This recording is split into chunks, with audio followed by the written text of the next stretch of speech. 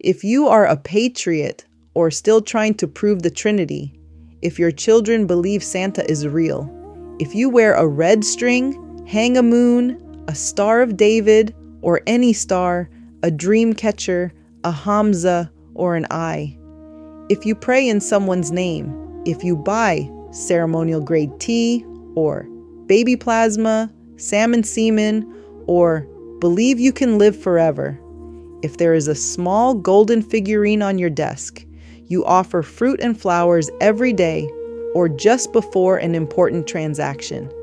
If you cannot function without the psychologist, the doctor, the cosmetician, or the personal coach, or anything that exists outside of you, you are still a pagan.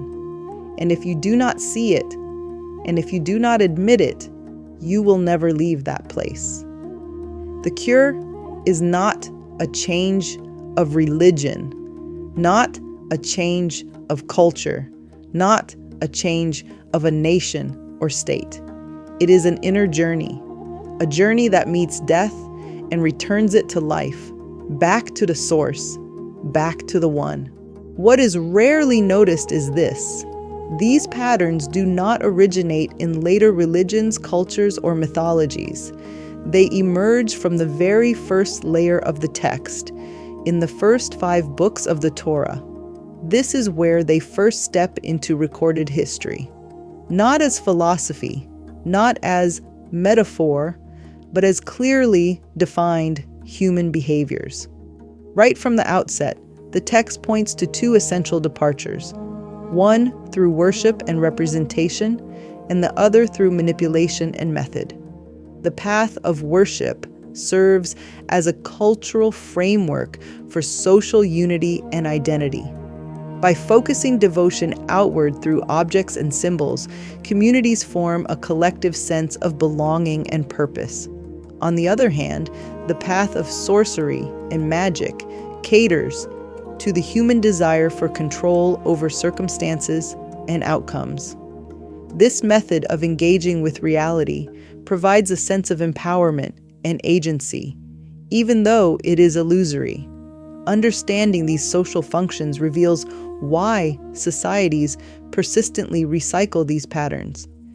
Everything that followed across cultures, nations, and centuries is simply a repetition, a widening or a sharpening of what is already mapped there.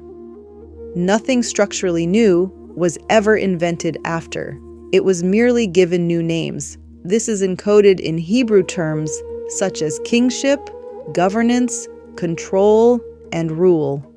Structures that know how to wield power for good or for harm.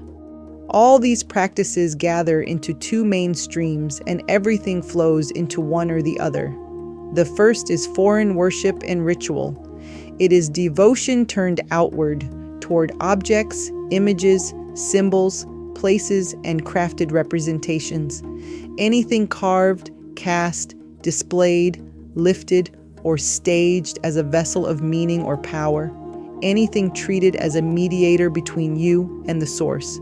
The second is sorcery and magic.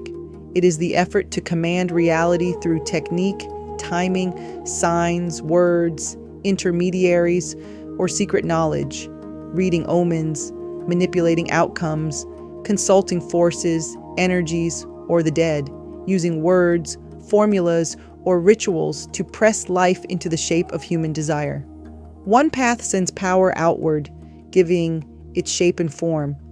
The other seeks to draw power inward through method. Both replace direct encounter with dependency. Both shift responsibility outward.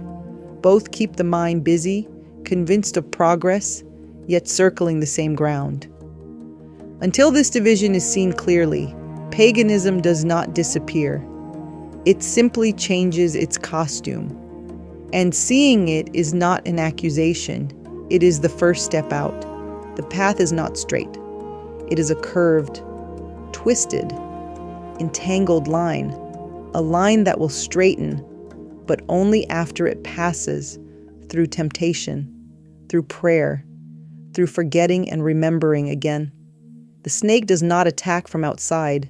It moves through sensation, through whispers, through the body, through rest and suspension.